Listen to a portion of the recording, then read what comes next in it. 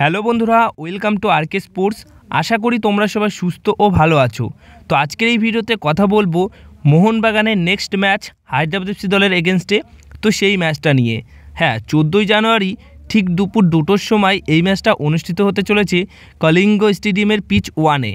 অর্থাৎ কলিঙ্গ স্টেডিয়ামের যে প্র্যাকটিস মাঠটা ছিল সেটাই কিন্তু সুপার কাপের জন্য পিচ 1, অর্থাৎ আর একটা মোটামুটি মাঠ হিসেবে তৈরি করা হয়েছে। সেখানে বাদবাকি দলগুলো ম্যাচ খেলছে এবং মোহনবাগান দল হায়দ্রাবাদ এফসি দলের এগেনস্টে এই মাঠে আর একটা ম্যাচ খেলতে চলেছে বা প্রথম ম্যাচ খেলতে চলেছে। তো ম্যাচটা তোমরা লাইভ দেখতে পারবে জিও সিনেমা অ্যাপে। তো বন্ধুরা, এই ম্যাচটাও কিন্তু খুবই ইম্পর্টেন্ট ম্যাচ। কেন এত ইম্পর্টেন্ট ম্যাচ?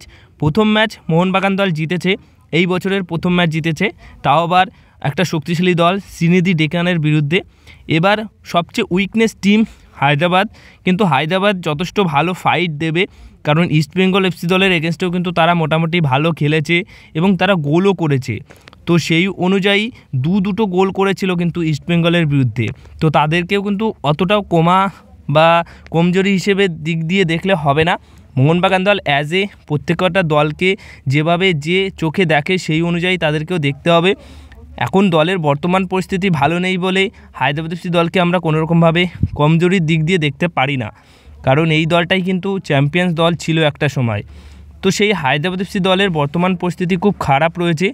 মোহনবাগান দল যদি এই ম্যাচটা জিততে পারে তাহলে 2 ম্যাচে 6 পয়েন্ট নিয়ে 1 নম্বর পজিশনে চলে যাবে। আর ইস্টবেঙ্গল এফসি দল কিন্তু আবার ওই দিনই সিনেদি ডেকানের বিরুদ্ধে ম্যাচ খেলবে আর একটা। তো আমার মন বলছে মোহনবাগান দল হায়দ্রাবাদ এফসি দলের এগেনস্টে জিতে যাবে, কিন্তু ইস্টবেঙ্গল এফসি দল সিনেদি ডেকানের বিরুদ্ধে আটকে যেতে পারে। কেন এই কথা বলছি? কারণ সিনেদি ডেকান এফসি কিন্তু অলরেডি প্রথম ম্যাচে মোহনবাগান দলের এগেনস্টে পয়েন্ট লুজ করেছে। এখন দ্বিতীয় ম্যাচে তারা ঘুরে দাঁড়ানোর চেষ্টা করবে এবং তারাও যেহেতু যথেষ্ট শক্তিশালী দল, তাই ইস্টবেঙ্গল এফসি দলকে হারানোর চেষ্টা বা তাদের এগেনস্টে অন্তত একটা পয়েন্ট তো পাওয়ার চেষ্টা করবেই। তো মোহনবাগান দল যদি এই সুযোগটা নিতে পারে, মানে হায়দ্রাবাদ এফসি দলের এগেনস্টে ম্যাচ জিতে, আর সেখানে পরবর্তী ম্যাচে যদি ইস্টবেঙ্গল কোনোরকম একটা পয়েন্ট বা পয়েন্ট লুজ করে, তাহলে কিন্তু মোহনবাগান দলের জন্য এটা খুবই ভালো হবে, অন্তত পয়েন্টস টেবিলের 1 নম্বরে থাকার বিষয়টা নিয়ে। এবার যদি হেড টু হেড রেকর্ডের কথা বলি, তাহলে হেড টু হেড রেকর্ডে এখনও অবধি মুখোমুখি হয়েছে।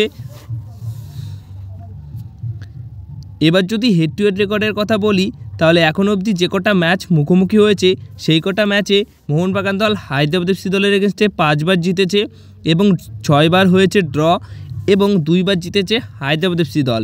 তো 5 আর 2 7 আর 6 মোটামুটি 13টা ম্যাচে মুখোমুখি হয়েছে। আর 13টা ম্যাচের মধ্যে কিন্তু মোহনবাগান দলের হেড টু হেড রেকর্ড খুবই ভালো রয়েছে। তো আরও একটা ম্যাচে মুখোমুখি হচ্ছে, তো এই ম্যাচেও হয়তো হেড টু হেড রেকর্ডে ভালো যে রেকর্ড সেটা ধরে রাখার চেষ্টা মোহনবাগান দল করবে। এবার যদি স্ট্রেংথ এবং উইকনেস নিয়ে কথা বলি, তাহলে এই ম্যাচে হায়দ্রাবাদ এফসি দলের এগেনস্টে মোহনবাগান দলের স্ট্রেংথ অনেকটাই ভালো রয়েছে, শক্তিশালী দিকগুলো কিন্তু অনেকটাই ভালো রয়েছে। আর হায়দ্রাবাদ এফসি দলের ডিফেন্স থেকে শুরু করে মাঝমাঠ, আক্রমণ ভাগ, কোনো দিক দিয়েই কিন্তু তারা কিন্তু তেমন একটা শক্তিশালী দিক নিয়ে হয়তো নামতে পারবে না মোহনবাগান দলের মতো দলের বিরুদ্ধে। তাদের যেমন রয়েছে ইয়ং প্লেয়ারদের উপর ভরসা করতে হচ্ছে এবং সিনিয়র জুনিয়র সব মিলিয়ে তারা এই ম্যাচে মোহনবাগান দলের এগেনস্টে ম্যাচ খেলতে নামবে। আর তাদের এগেনস্টে মোহনবাগান দলের যে শক্তিশালী দিকগুলো রয়েছে, 2 জন বিদেশি সিবি খেলবে, তার পাশাপাশি মাঝমাঠে ডিমিট্রি পেট্রাটাস, হুগোর মতো প্লেয়ার রয়েছে, আক্রমণ ভাগে রয়েছে Sadiku, Jason Cummings, Kiyan নাসিরের মতো প্লেয়াররা।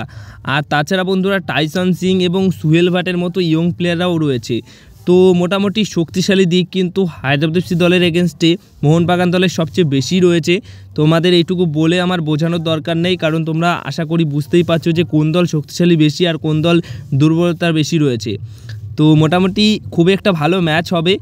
আর এখানে সবচেয়ে এগিয়ে থাকছে এই ম্যাচে মোহনবাগান দল। তোমরা কোন দলকে এগিয়ে রাখছো? কোন দল এই ম্যাচটা জিতবে? মোহনবাগান দল কি এই সুযোগটার সদ্ব্যবহার করতে পারবে? মানে কঠিন দলের এগেনস্টে তো ম্যাচ খেলে নিয়েছে, এবার একটা উইকনেস দলের বিরুদ্ধে যদি ম্যাচে পুরোপুরি 3টে পয়েন্ট পায়, তাহলে সেটা তো মোহনবাগান দলের জন্য খুবই ভালো হবে। তো এই কাজটা কি মোহনবাগান দল ঠিক করে করতে পারবে? সেটা অবশ্যই কমেন্ট বক্সে জানিয়ে দিও। সেকেন্ড ম্যাচ কোন দল জিতবে, স্কোর কী হতে পারবে সেটাও কিন্তু জানিও। তো এই ছিল আজকের ভিডিও। যদি ভিডিওটা ভালো লেগে থাকে অবশ্যই ভিডিওতে লাইক, শেয়ার, কমেন্ট করে দিও এবং এই চ্যানেলটিকে তোমরা সাবস্ক্রাইব করে নিও।